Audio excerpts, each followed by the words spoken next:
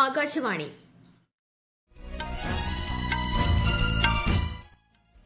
നമസ്കാരം. വാർത്തകൾ വായിക്കുന്നത് ലിഖിത വിജയൻ.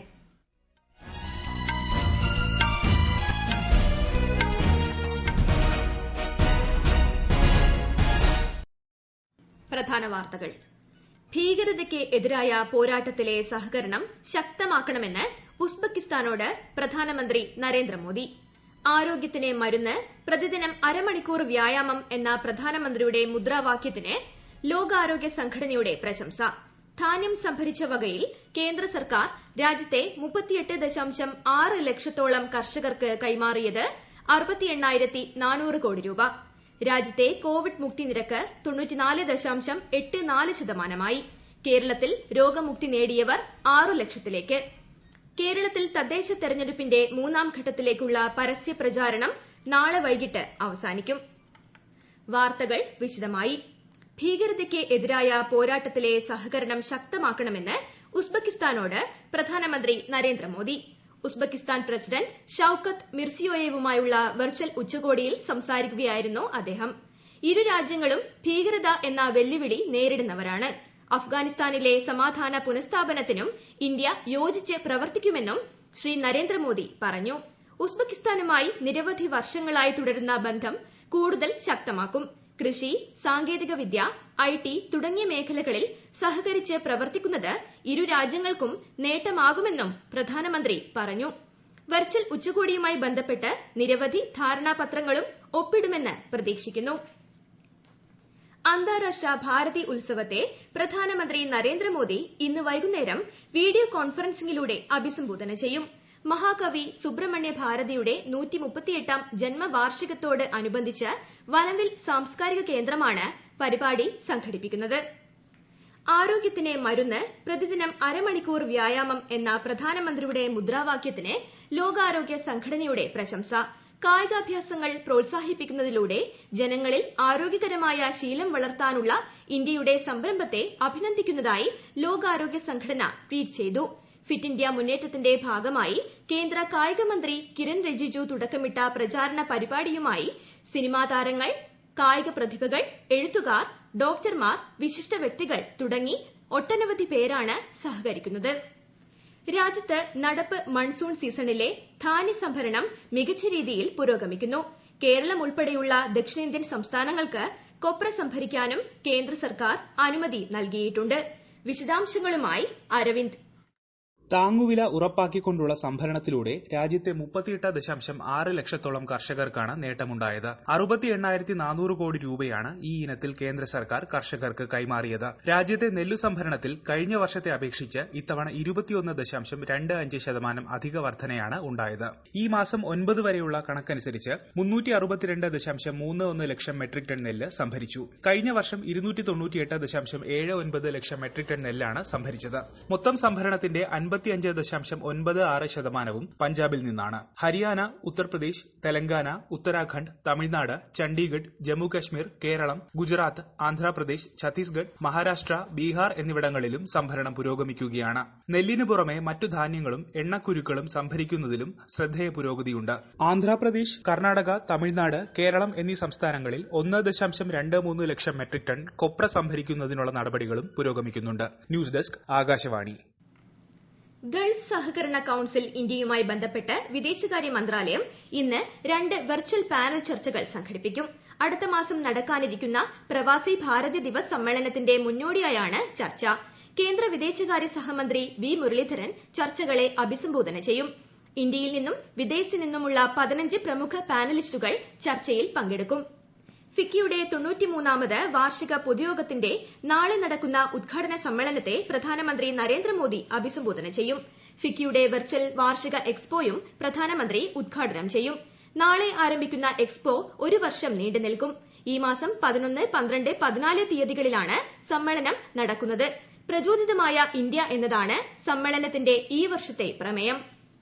അന്തരിച്ച മുൻ രാഷ്ട്രപതി പ്രണബ് മുഖർജിയുടെ 85ാം ജന്മവാർഷിക ദിനത്തിൽ രാഷ്ട്രത്തിന്റെ ശ്രദ്ധാഞ്ജലി.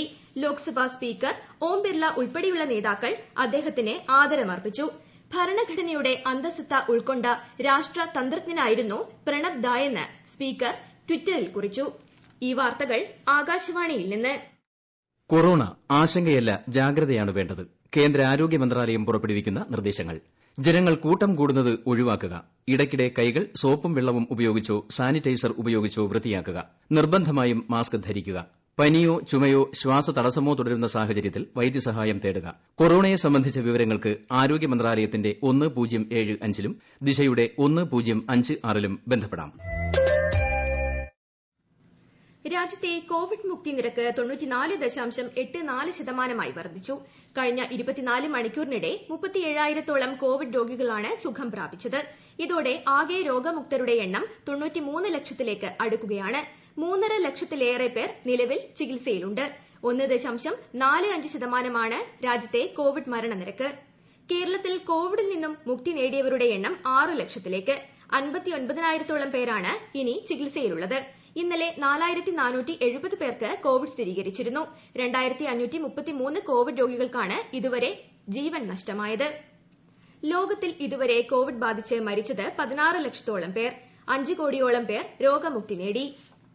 ഒഡീഷയിൽ കോവിഡ് വാക്സിനേഷൻ നൽകുന്നതിനായി സംസ്ഥാന സർക്കാർ ആവശ്യമായ തയ്യാറെടുപ്പുകൾ നടത്തിയതായി മുഖ്യമന്ത്രി നവീൻ പട്നായിക്.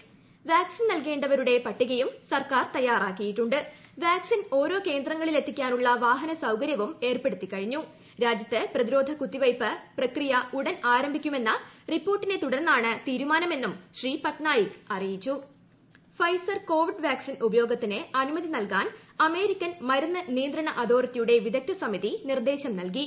ഏതാനും ദിവസങ്ങൾക്കുള്ളിൽ അതോറിറ്റി വാക്സിന് ഔദ്യോഗിക അംഗീകാരം നൽകുമെന്നും അടുത്തയാഴ്ചയോടെ ആരോഗ്യ പ്രവർത്തകർക്കും വയോധികർക്കും വാക്സിൻ നൽകാനാകുമെന്നുമാണ് പ്രതീക്ഷിക്കുന്നത്. 21ഓളം ശാസ്ത്രജ്ഞർ, ഡോക്ടർമാർ, സ്ഥിതിവിവര വിദഗ്ധർ എന്നിവരടങ്ങിയ സമിതിയിൽ 17 പേരാണ് വാക്സിന് അനുകൂലമായി വോട്ട് ചെയ്തത്. കേരളത്തിൽ തദ്ദേശ തെരഞ്ഞെടുപ്പിന്റെ 3ാം ഘട്ടത്തിലേക്കുള്ള പരസ്യപ്രചാരണം നാളെ വൈകിട്ട് അവസാനിക്കും. മലപ്പുറം, കോഴിക്കോട്, കണ്ണൂർ, കാസർഗോഡ് ജില്ലകളിലാണ് തിങ്കളാഴ്ച വോട്ടെടുപ്പ് നടക്കുന്നത്. മറ്റന്നാൾ പോളിംഗ് സാമഗ്രികളുടെ വിതരണമാണ്. 2 ഘട്ട വോട്ടെടുപ്പ് പൂർത്തിയായപ്പോൾ 10 ജില്ലകളിലായി 74.84% പോളിംഗാണ് രേഖപ്പെടുത്തിയത്. ആദ്യഘട്ടത്തിൽ 73.12% പോളിംഗും 2ാം ഘട്ടത്തിൽ 76.38% പോളിംഗുമാണ് രേഖപ്പെടുത്തിയത്. ഈ മാസം 16-നാണ് വോട്ടെണ്ണൽ. മന്ത്രി AC മൊയ്തീൻ തെരഞ്ഞെടുപ്പ് സമയത്തിന് മുൻപ് വോട്ട് ചെയ്തുവെന്ന വിവാദം അടിസ്ഥാനമില്ലാത്തതാണെന്ന് തൃശൂർ ജില്ലാ കളക്ടറുടെ റിപ്പോർട്ട്. മന്ത്രി വോട്ട് ചെയ്ത സമയം പ്രിസൈഡിംഗ് ഓഫീസറുടെ വാച്ചിൽ 7 മണിയായിരുന്നുവെന്നും കളക്ടർ തെരഞ്ഞെടുപ്പ് കമ്മീഷന് നൽകിയ റിപ്പോർട്ടിൽ പറയുന്നു. തൃശൂർ തെക്കുംകര കല്ലമ്പാറ ബൂത്തിൽ 6:55-ന് മന്ത്രി വോട്ട് രേഖപ്പെടുത്തിയെന്നായിരുന്നു അനിൽ അക്കര MLAയുടെ ആരോപണം. മറ്റ് ബാങ്ക് അക്കൌണ്ടുകളിലേക്ക് വൻതുക ഓൺലൈനായി കൈമാറ്റം ചെയ്യുന്ന real time gross settlement system എന്ന RTGS സൌകര്യം 24 മണിക്കൂറും ലഭ്യമാകുമെന്ന് റിസർവ് ബാങ്ക് ഓഫ് ഇന്ത്യ അറിയിച്ചു. തിങ്കളാഴ്ച മുതൽ ഇത് പ്രാബല്യത്തിൽ വരും. സമാന ഇടപാടായ NEFT സംവിധാനം നിലവിൽ 24 മണിക്കൂറും ലഭ്യമാണ്. ഇന്ന് ലോക പർവ്വത ദിനം. പർവ്വതങ്ങളെ സംരക്ഷിക്കേണ്ടതിന്റെ ആവശ്യകതയിലേക്കാണ് ഈ ദിനം വിരൽ ചൂണ്ടുന്നത്. പർവ്വത ജൈവ വൈവിധ്യം എന്നതാണ് ഈ വർഷത്തെ ദിനാചരണത്തിന്റെ പ്രമേയം. രാജ്യത്തിന്റെ സുസ്ഥിര വികസന തന്ത്രം രൂപപ്പെടുത്തുന്നതിൽ പർവ്വത പരിസ്ഥിതി വ്യവസ്ഥയ്ക്ക് പ്രധാന പങ്കുണ്ടെന്ന് പരിസ്ഥിതി മന്ത്രി പ്രകാശ് ജാവ്ദേക്കർ ആശംസാ സന്ദേശത്തിൽ പറഞ്ഞു. 2003 മുതലാണ് ഡിസംബർ 11 ലോക പർവ്വത ദിനമായി ആചരിക്കുന്നത്. ഉത്തർപ്രദേശിലെ വാരാണസിയിൽ ഗംഗാ നദീതീരത്തെ കടവുകളിൽ ജില്ലാ ഭരണകൂടം നിരോധനാജ്ഞ പ്രഖ്യാപിച്ചു. നദിയിൽ ബോട്ട് യാത്ര നടത്തുമ്പോൾ നിന്നുകൊണ്ട് സെൽഫി എടുക്കുന്നതിനും നിരോധനം ഏർപ്പെടുത്തിയിട്ടുണ്ട്. പ്രധാന വാർത്തകൾ ഒരിക്കൽ കൂടി. ഭീകരതയ്ക്ക് എതിരായ പോരാട്ടത്തിലെ സഹകരണം ശക്തമാക്കണമെന്ന് ഉസ്ബെക്കിസ്ഥാനോട് പ്രധാനമന്ത്രി നരേന്ദ്രമോദി. ആരോഗ്യത്തിന് മരുന്ന്, പ്രതിദിനം അരമണിക്കൂർ വ്യായാമം എന്ന പ്രധാനമന്ത്രിയുടെ മുദ്രാവാക്യത്തിന് ലോകാരോഗ്യ സംഘടനയുടെ പ്രശംസ. ധാന്യം സംഭരിച്ച വകയിൽ കേരള സർക്കാർ രാജ്യത്തെ 38.6 ലക്ഷത്തോളം കർഷകർക്ക് കൈമാറിയത് 68,400 കോടി രൂപ. രാജ്യത്തെ കോവിഡ് മുക്തി നിരക്ക് 94.84%. കേരളത്തിൽ രോഗമുക്തി നേടിയവർ 6 ലക്ഷത്തിലേക്ക്. കേരളത്തിൽ തദ്ദേശ തെരഞ്ഞെടുപ്പിന്റെ 3ാം ഘട്ടത്തിലേക്കുള്ള പരസ്യപ്രചാരണം നാളെ വൈകിട്ട് അവസാനിക്കും. വാർത്തകൾ കഴിഞ്ഞു. ഞങ്ങളുടെ വാർത്തകളും വാർത്താധിഷ്ഠിത പരിപാടികളും all India radio news Thiruvananthapuram എന്ന യൂട്യൂബ് ചാനലിൽ ലഭ്യമാണ്. കൂടുതൽ വാർത്തകൾക്കായി @AllIndiaRadioNews തിരുവനന്തപുരം എന്ന ഫേസ്ബുക്ക് പേജും @ARnews_TVM എന്ന ട്വിറ്റർ ഹാൻഡിലും സന്ദർശിക്കുക. അടുത്ത വാർത്താ പ്രക്ഷേപണം വൈകിട്ട് 6:30-ന്.